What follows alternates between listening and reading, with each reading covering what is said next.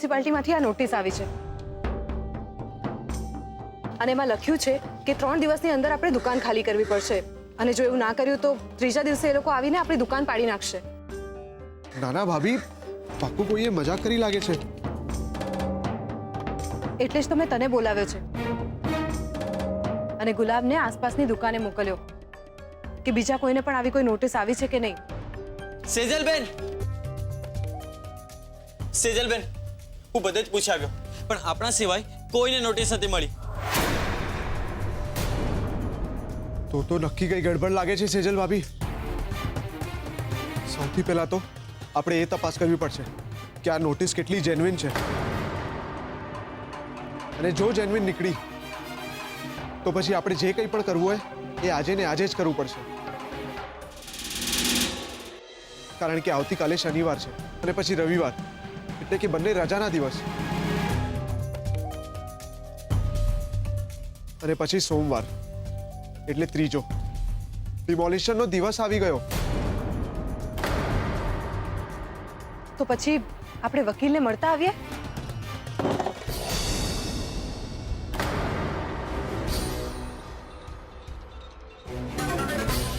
I am sorry Sejal ભાભી, પણ આ જમીનને સરકારી કામમાં ટાઈમ બહુ લાગતો હોય છે અને હું આજે સાચે જ બિઝી છું. અને જો બિઝી ના પણ આવું ને તો ન કરે નારાયણ, જો કામમાં મોડું થયું તો કારણ વગરનું મારે સાંભળવું પડશે. સો બેટર છે કે હું તમને વકીલનો નંબર મેસેજ કરી દઉં. ચાલો મળીએ.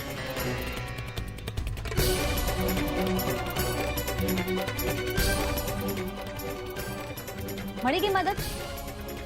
આની પાછળ ટાઈમ વેસ્ટ કરવા કરતા આપણે આ બાબત પપ્પા સાથે વાત કરવી જોઈએ. ગુલાબ, તું દુકાનનું ધ્યાન રાખજે. અમે પપ્પા સાથે વાત કરીને આવીએ. ઠીક છે?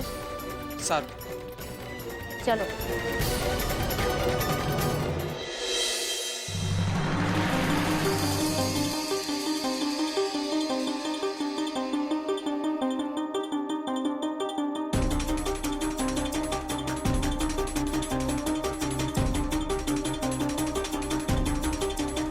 મને તો લાગે છે આ નોટિસ છે ને કાવતરું છે. આટલા વર્ષો થઈ ગયા, આજ દિન સુધી ક્યારે નોટિસ નથી મળી. અચાનક આ ફાઇલ છે ને, એમાં બધા જ કાગળિયા છે. એમાં ચોખ્ખું લખ્યું છે કે આ દુકાન કાયદેસરની છે. મને તો લાગે છે કે આપણું ઘર જ ટોકાઈ ગયું છે. રોજ સવાર પડી નથી કે એક નવી તકલીફ આવી નથી.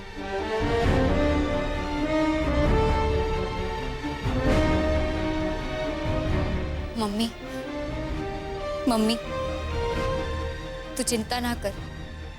આપણે કોઈ ખોટું કે ગેરકાનૂની કામ નથી કર્યું તો આપણું કામ શું કામ અટકે? ને પપ્પા, હું તાપી નગરપાલિકા જઈ આવું છું. આપણી દુકાનના કાગળિયા અને આ નોટિસ બતાવી જોઉં છું. જોઈએ કે શું કહે છે એ લોકો. ને હું પણ વકીલને મળી આવું. ઉત્કર્ષે કેટલાક વકીલોના નંબર અને એડ્રેસ મોકલ્યા છે, એટલે ત્યાં જઈને કોઈ પગલાં લેવાના હશે કે પછી નોટિસનો વળતો જવાબ આપવાનો છે એ પતાવીને આવું. ચાલ કિંજલ, જઈએ. હા.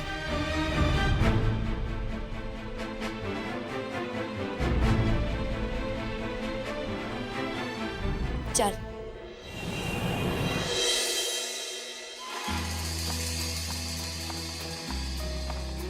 ઓ ભાઈ,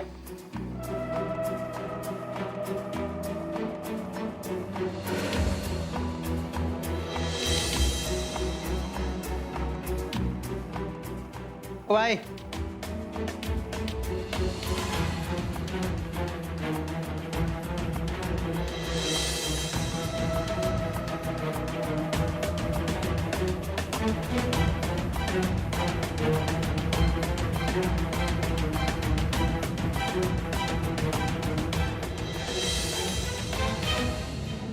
ઓ ભાઈ.